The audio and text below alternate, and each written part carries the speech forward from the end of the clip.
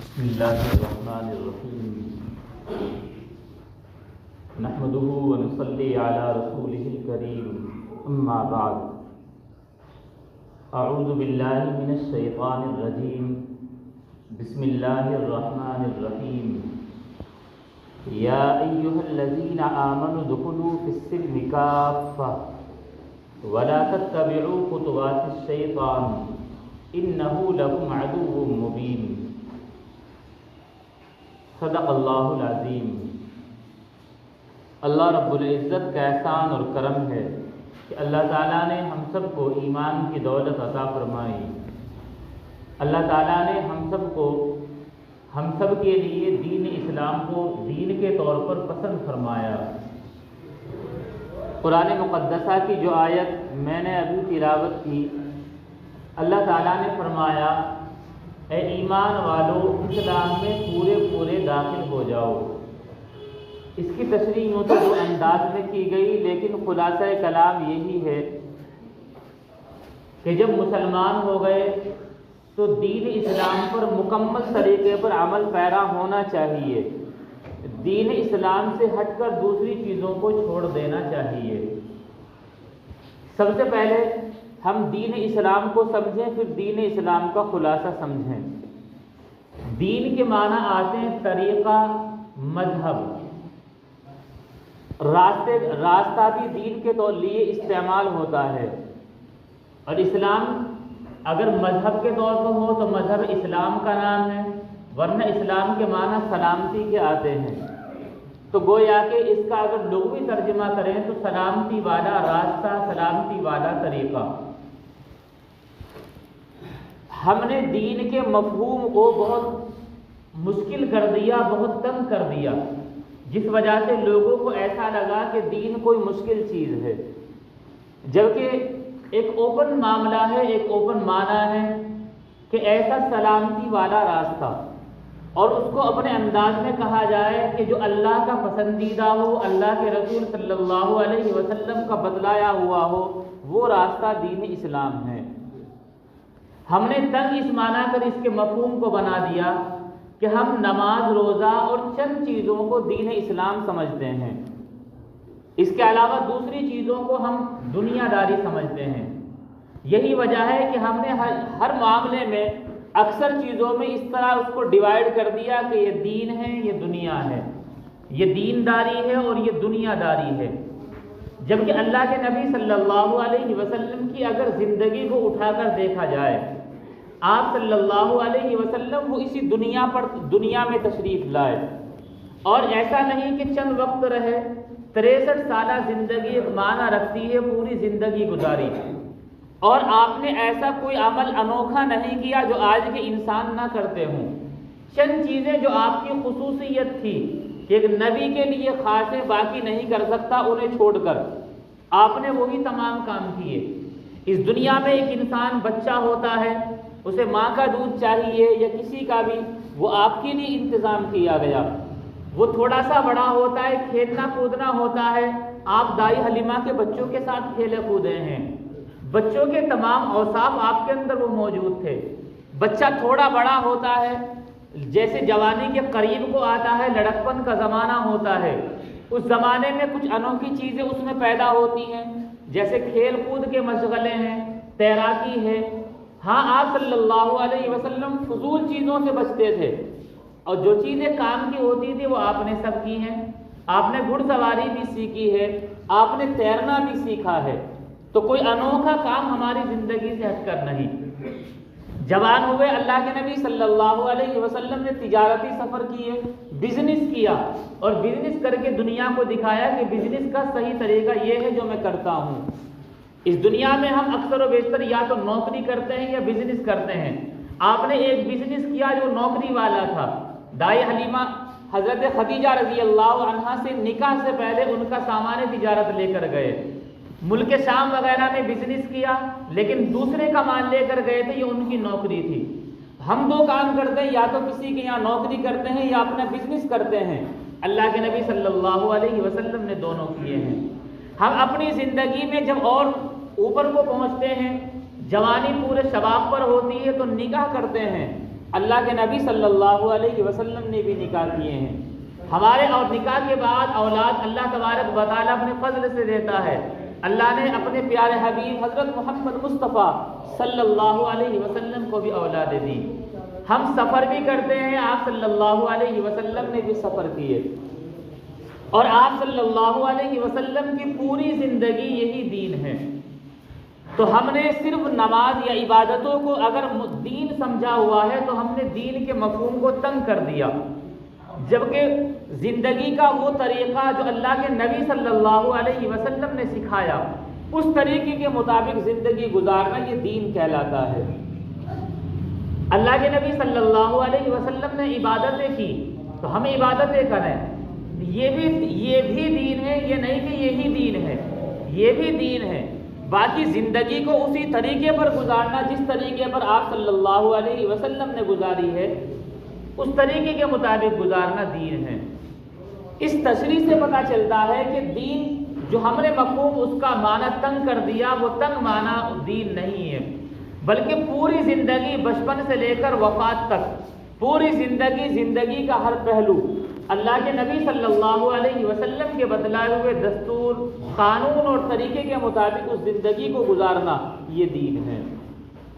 یہی وجہ ہے کہ علماء کرام نے، چونکہ انسان زندگی میں مذہبی اعتبار سے جب انسان ہوتا ہے تو 5 طرح کے کام کرتا ہے. ان 5 طرح کے کاموں کو ڈیوائڈ کیا، انہیں تقسیم کیا، انہیں دین کا خلاصہ قرار دیا.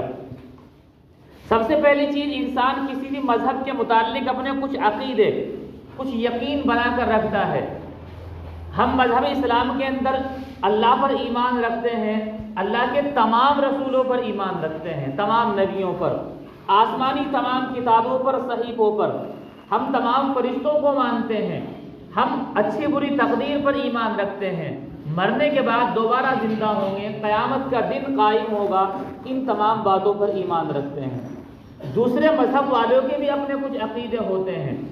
اسی طریقے پر پھر اس مذہب کی کچھ عبادتیں ہوتی ہیں، پھر عام زندگی کے دستور ہوتے ہیں. تو دین اسلام کا خلاصہ اس طور پر 5 چیزوں میں تقسیم ہوتا ہے. جب یہ پانچوں کی پانچوں چیزیں انسان کی زندگی میں ہوں گی تو کہا جائے گا کہ یہ مکمل دیندار ہے. اور اگر 1-2 چیزیں تو موجود ہیں باقی موجود نہیں تو کہا جائے گا کہ پورا دیندار نہیں ہے، صرف چند چیزیں دین کی اس کے اندر پائی جاتی ہیں. اور اگر انہی چند چیزوں کو پوری دینداری سمجھتا ہے تو گویا کہ اس نے دین کے مفہوم کو تنگ کر دیا. وہ 5 چیزیں جو دین اسلام کا خلاصہ ہیں، نچوڑ ہیں، وہ کیا کیا ہیں؟ پہلی چیز ایمانیات، جسے عقیدہ بھی اور عقائد بھی کہا جاتا ہے، ایمانیات. دوسری چیز ہے عبادات، تیسری چیز ہے اخلاقیات، اور چوتھی چیز معاملات، اور 5ویں چیز معاشرت. ایمانیات، عبادات، اخلاقیات، معاملات اور معاشرت، یہ 5 چیزیں دین اسلام کا خلاصہ ہیں. اب ان کی مختصر تشریح یہ ہے کہ جو سب سے پہلی چیز ہے ایمانیات، جسے عقیدہ بھی کہا جاتا ہے. اصل میں عقیدہ یہ عربی زبان کا لفظ ہے، اور عقیدہ یہ عین قاف دال عقد سے بنا ہے. اس کے معنی آتے گرہ مارنے کے. جب کسی چیز میں گرہ لگا دی جائے، جتنی مضبوط گرہ ہوگی اسے کھولنا اتنا ہی مشکل ہوگا، وہ اتنی ہی مضبوط اور پائیدار ہوگی. تو گویا کہ اس سے اشارہ ہے کہ ہمارا ایمان، جن چیزوں پر ایمان لانا فرض ہے، وہ اتنا مضبوط ہو کہ جس طریقے پر اچھی گرہ کو کھولنا مشکل ہوتا ہے، دین اسلام سے پھر نہ اتنا ہی مشکل ہو جائے، اتنا مضبوط ہونا چاہیے. اور ایمانیات کہا جاتا ہے اسی کو. اس کے معنی آتے یقین کرنا، یعنی ان چیزوں کو دل سے ماننا اور اتنا مضبوط ماننا کہ اس میں شک کی کوئی گنجائش نہ رہے، یہ ایمانیات کہلاتی ہیں. 7 چیزوں پر ایمان لانا فرض ہے. ہم سب جانتے ہیں، جنہیں ایمان مفصل یاد ہے، ان 7 کا ذکر اس میں آتا ہے. سب سے پہلے ہم کہتے ہیں آمنت باللہ، میں ایمان لایا اللہ پر، اللہ کی ذات پر ایمان، اللہ کے وجود پر کہ اللہ ہے، اور اللہ کے وجود کو اس طرح نہیں کہ جس طرح ہمارا وجود ہے کہ ایک دن ختم ہو جائے گا، بلکہ اللہ کے وجود کو واجب الوجود ماننا کہ اللہ ہمیشہ سے ہے اور ہمیشہ رہے گا.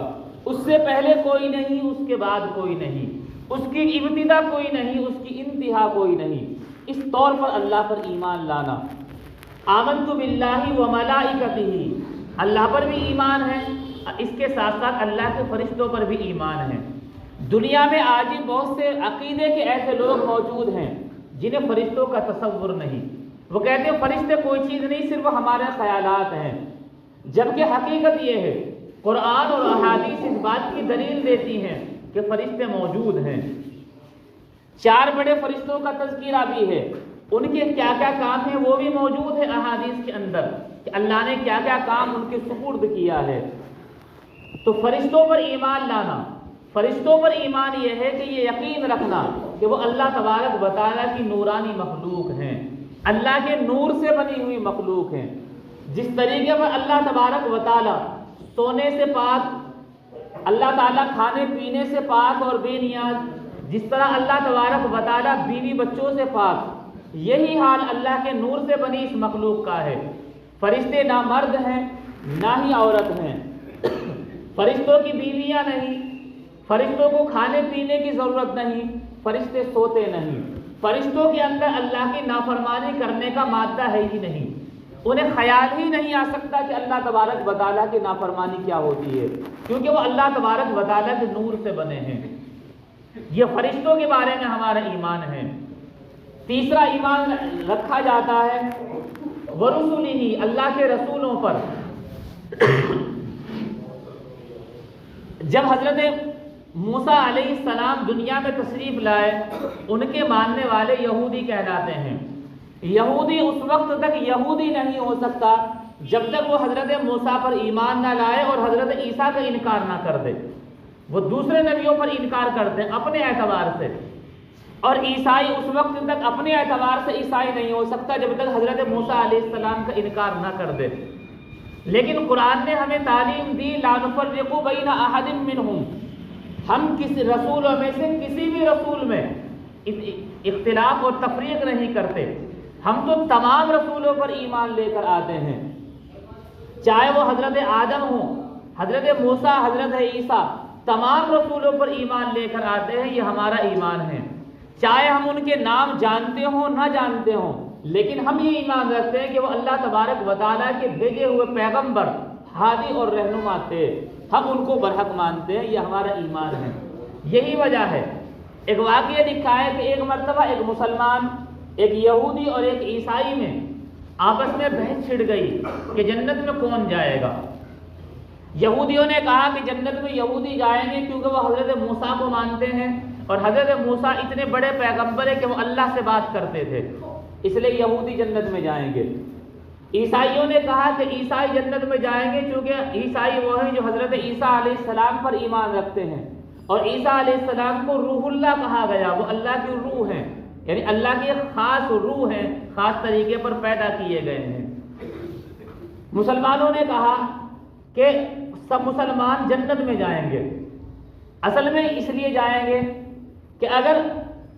کہ ہم اللہ کے نبی صلی اللہ علیہ وسلم پر ایمان لانے کے ساتھ ساتھ تمام نبیوں پر ایمان رکھتے ہیں، اور دلیل یہ تھی کہ فرض کرو ایک بار کو اللہ کی طرف سے یہ کہا جائے کہ حضرت موسیٰ علیہ السلام پر جو ایمان رکھتے تھے وہ جنت میں چلے جاؤ، تمہارے کہنے کے مطابق یہودی چلے گئے تو مسلمان بھی حضرت موسیٰ پر ایمان رکھتے ہیں، وہ بھی جنت میں، اور اگر تمہارے کہنے کے عیسائیوں کے کہنے کے مطابق یہ ہو گیا کہ حضرت عیسیٰ کے ماننے والے جنت میں چلے جائیں تو مسلمان حضرت عیسیٰ پر بھی ایمان رکھتے ہیں، پھر بھی جنت میں، اور اگر کہا جائے کہ محمد الرسول اللہ صلی اللہ علیہ وسلم پر ایمان رکھنے والے جنت میں چلے جائیں تو ہم محمد الرسول اللہ صلی اللہ علیہ وسلم پر بھی ایمان رکھتے ہیں، ہم پھر بھی جنت میں جائیں گے۔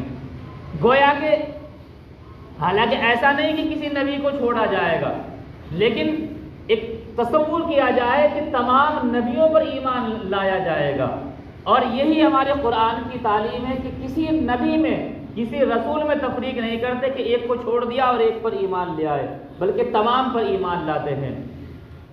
والیوم الآخری، چوتھی چیز پر جو ہمارا ایمان ہے وہ ہے آخرت کا دن، قیامت کا دن۔ اس کو کبھی کہیں روز جزا، بدلے کا دن، کہیں قیامت کا دن، کہیں آخرت کا دن، مختلف ناموں سے پکارا گیا۔ دنیا میں اکثر مذہب قیامت کا انکار کرتے ہیں کہ ایک مرتبہ دنیا میں ختم ہو گئے تو معاملہ ختم ہے، آگے کچھ نہیں۔ لیکن مذہب اسلام اور مذہب اسلام کی تعلیمات اس بات کو بتلاتی ہیں کہ یہ تو ایک عارضی اور ٹیمپریری زندگی ہے، اصل اور دائمی زندگی وہ تو ہمارے اس روح کے نکلنے کے بعد قبر کی زندگی ختم ہو کر جب آخرت شروع ہوگی، اصل زندگی وہاں سے شروع ہوگی۔ ہم اس زندگی پر بھی ایمان لاتے ہیں۔ والقدر خیرہ وشرہ من اللہ تعالی، اچھی اور بری تقدیر پر بھی ہمارا ایمان اور یقین ہے کہ چاہے ہمارے ساتھ اچھا معاملہ ہو، برا معاملہ ہو، حالات اچھے پیدا ہوں، برے پیدا ہوں، یہ تمام کے تمام اللہ تبارک و تعالیٰ نے پہلے سے لوح محفوظ کے اندر لکھ رکھے ہیں کہ ایسا ہوگا۔ اس زندگی میں کب کس کے ساتھ کیا ہوگا اللہ کو پہلے سے علم ہے۔ اللہ کے اس علم کو تقدیر کہا جاتا ہے۔ ہم اس پر ایمان لاتے، ہماری وجہ سے کچھ نہیں ہوتا۔ والبعث بعد الموت، اور ساتویں چیز ہے مرنے کے بعد دوبارہ زندہ ہونا، کہ مرنے کے بعد دوبارہ زندہ کیے جائیں گے، اس پر بھی ہمارا ایمان ہے۔ ان 7 باتوں پر ایمان لانا فرض ہے، یہی ایمانیات کہلاتی ہیں۔ انہیں کو عقائد اور عقیدہ بھی کہا جاتا ہے۔ تو دین اسلام کا خلاصہ پہلی چیز ہے ایمانیات، یعنی ان چیزوں کو اتنی مضبوطی سے پکڑنا کہ چھوڑنا مشکل ہو، ان 7 باتوں پر ایسا یقین رکھنا کہ شک کی کوئی گنجائش نہ ہو، یہ ایمانیات ہے۔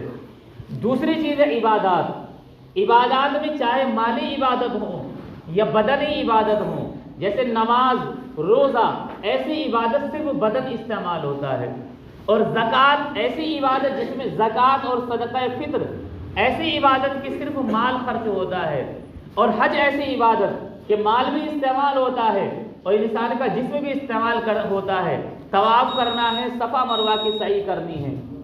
عبادتیں کوئی سی بھی ہوں، یہ بھی دین اسلام کا خلاصہ۔ اور آگے 3 چیز اور ہیں کہ ہمارے اخلاق اچھے ہوں، ہمارے معاملات صاف ستھرے ہوں، جھوٹ اور دھوکے سے پاک ہوں، اسی طریقے پر ہماری معاشرت اور زندگی اچھی ہو، گھریلو زندگی بھی اچھی ہو، باہر لوگوں کے ساتھ ہمارا میل جول بھی اچھا ہو، دوسروں کے دکھ درد سمجھیں۔